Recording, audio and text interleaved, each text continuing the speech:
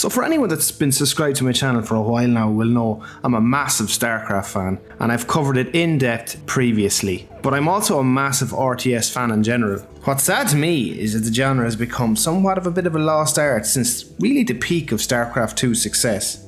So today, I want to share with you some personal experiences as I revisit a bunch of some of my favourite real-time strategy games from the past. Stay tuned.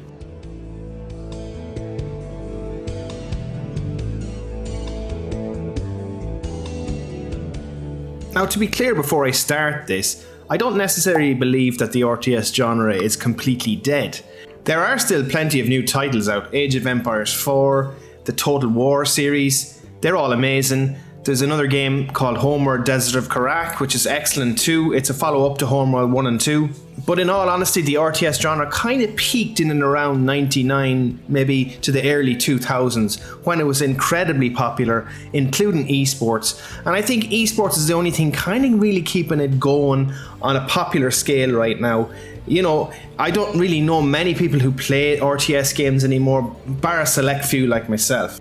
So anyway, moving on with the games, I picked 4 from my teenage years which I have fond memories of, and I want to share those personal experiences with you guys here. The first one I'm actually picking is Command & Conquer Generals. Now this is actually the 7th Command & Conquer game in the series. This one launched in 2003. Now I'm a big fan of Command & Conquer Red Alert 1 and 2, but this was the very first game that was 3D based. And just a slight correction there was also an N64 game that was 3D, which was a kind of a little semi-remaster of the original game. But anyway, on PC, this game was the very first true 3D experience for Command & Conquer.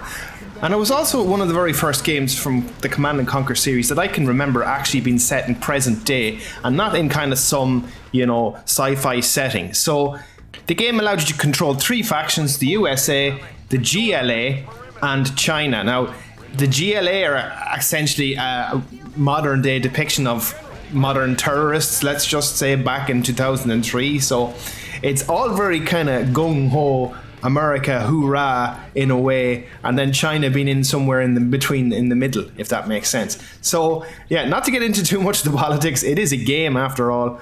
But one of the very first games to have that full 3D environment and, in present day settings. And it also had a really great graphics engine. You could zoom in and out and rotate around the world completely. One of the very first games I can remember an RTS being able to do that as well. Fondest experience of this, and maybe it made a little bit of an annoyance at the time. This was one of the very first strategy games that actually had kind of an inbuilt DRM system in a way. You could not share your CD key. If anyone remembers back when you had to, let's just say I had a small amount of money, okay? So me and my pal used to jump in the whole time. We used to buy games. We split the cost between us, and at least we know we'll be able to manage and play the multiplayer if we had the key ourselves. But not the case here, because it had this really annoying built-in DRM where if you actually used the same key and you were trying to create a LAN session or a skirmish match, it actually identified and it knew that you had the same key.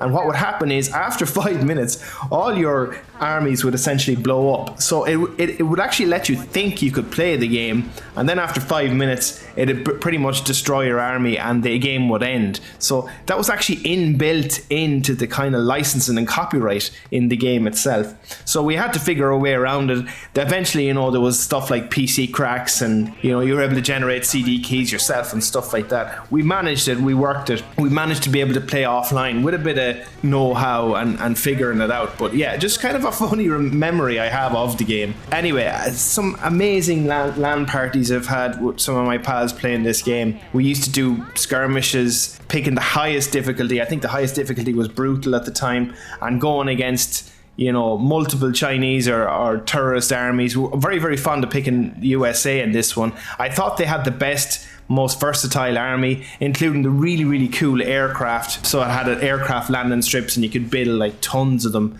And like at one stage, I remember even having like 40 or 50 planes coming down and just bearing down on a base. So cool.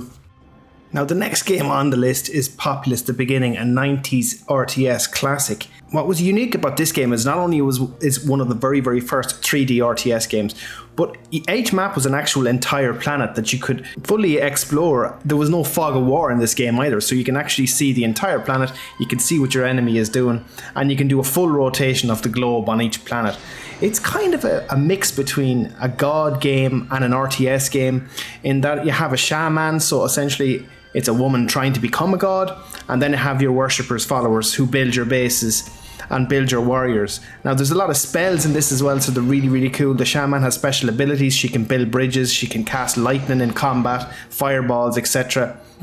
And the resource management is actually happens automatically to an extent. You create new units by having more and more buildings, as in more and more houses. Those houses automatically get bigger, they add more units, and then you can build up your armies and then attack your enemy. So in this segment here, you can see I'm actually raising the platform here in order for me to cross and then attack the enemy shaman to finish out this level. So casting a couple of spells, and you can set your units to follow the shaman, so it's kind of essentially protecting her as you go out on the attack.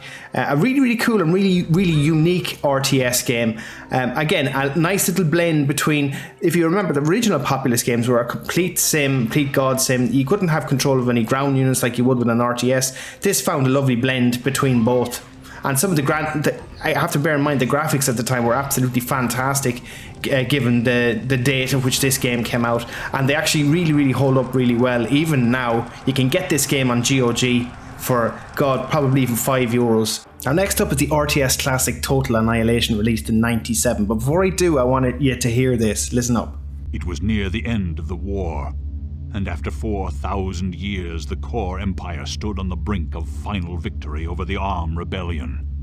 Arm forces throughout the galaxy were overwhelmed by the superior numbers and firepower of the ruthless Core. Their bid for freedom nearly lost. The battered remnants of the Arm military clustered in the single star system which contained its home world, Empyreon. Empyreon too would have fallen were it not for the skill of the sole surviving Arm commander. A shrewd tactician and resourceful warrior, the commander took advantage of the system's relative isolation and was able to keep the enemy at bay. Arm troops weathered wave after wave of Core attacks, and it seemed as though they would be able to do so indefinitely. The stalemate ended when a small Core insertion team managed to slip through planetary defenses and establish the last of a chain of space-folding galactic gates which led directly to the surface of Empyreon. A decoy engagement was staged at the Arm outpost on the outer planet of Calibran in order to lure the commander away from Empyreon, leaving the planet virtually defenseless. The invasion began. Now that's actually the voice of John Patrick Lowry, and I always used to think that was James Earl Jones who was actually voicing the narration in Total Annihilation. But anyway, just a little snippet into the narration, which is really cool. That happens between every single player mission, and they break down the story. Total Annihilation was actually one of the very, very first 3D polygon-based RTS games. Now bear in mind, that's only for the specific units. The map itself is still on a top-down plane, if that makes sense. The thing about this game was the level and scale of the battles. I could never remember an RTS to this scale that matched some of the battles you could have. Some of the skirmish maps were absolutely massive. I mean, you could put 7 or 8 armies into them and it would be full all-out war. I don't even think there was a unit limit. You could make as many units as possible and it would start to eventually grind your PC to a halt. I remembered some of the skirmish missions that I used to play. Like, it could take you literally 7 or 8 hours just to beat one skirmish mission. That's if you actually managed to beat it. So you actually did have to save, even throughout, not even the single player campaign. You could get sucked up, and a day could get absolutely sucked up completely by playing the skirmish alone. Again, playing multiplayer with my pals. We were really into RTS games. This is another one of our absolute favorites. What was unique also in this game is you had a commander, and if the commander actually blew up and died, that was the end of game. Now, bear in mind you'd be using the default settings. You could turn that feature off, but it was a base feature in the game and it's featured in the single player campaign. So essentially, it was never, because the bases that you make could be massive in size. If you think of RTSs of old, sometimes you had to chase down every single building in a map. You had to navigate the fog of war, and it could take ages to find all the buildings. Whereas this added a different level of strategy. You had to protect your commander. So even if you had the biggest base with the best defenses and the biggest army, someone strategic enough could actually target your commander, take him out, and that was the end of you. So it was really, really cool and really cool kind of difference to your general RTS games. The graphics as well are amazing, still hold up today. You can get this also on GOG, works perfectly straight out the box, no messing. Another little short note about this game as well, the music, the orchestral music is absolutely amazing. I used to have the big box of this game and I had the CD and used to play it in my CD player the whole time. So yeah, that's Total Annihilation. And the last game I'm going to cover today is Dungeon Keeper 2. Now I could have covered the first game, but for me, my memories lie with the second game. A really, really brilliant time for PC gaming. I remember Soldier of Fortune coming out in around the same time as well. Everybody was playing Half-Life, Counter-Strike, and of course Dungeon Keeper 2, which was an incredibly popular RTS made by a company called Bullfrog, and yet another company, EA, practically destroyed. I mean, there was outrage, I remember, when they made a mobile version of this game a few years back. After like years and years of fans waiting for a new Dungeon Keeper. Like, they're never ever going to give us a Dungeon Keeper 3, I don't think. It's just, you know, it's not on their MO. It doesn't make them cash money. But anyway, back to the game itself. Dungeon Keeper was really, really cool. What was great about Dungeon Keeper as well is you were the bad guy for a change and not the good guy. You were actually trying to defend yourself from heroes attacking and of course other Dungeon Keepers in the game. You control the game with a big mad hand and you can literally pick up your minions, you can pick up your workers and you can drop them in areas, and it was highly interactive, and I kind of call it a blend between a strategy game and a kind of a sim game in a way that you actually have to manage your minions. You have to keep them happy, they have to get paid, they have to get fed. You know, certain rooms that you build for your dungeon attract different types of minions. For instance, if you build a library, that'll attract a wizard, when the wizard can come along and then inadvertently he can create you spells. If you want to create traps and doors for your dungeon, you have to have a workshop, and that needs a goblin, so that'll attract goblins from the portal. What was really cool as well is that you could actually go into first person view with a particular spell and actually take control and travel throughout your pretty much your dungeon and beyond in first person, which was really cool at the time. So not only was it that top down view, you could actually pretty much take direct control and go around it was really addictive just to go around to see how well you've built your dungeon. It was quite addictive to try and make all the doors and traps and make it look really clean.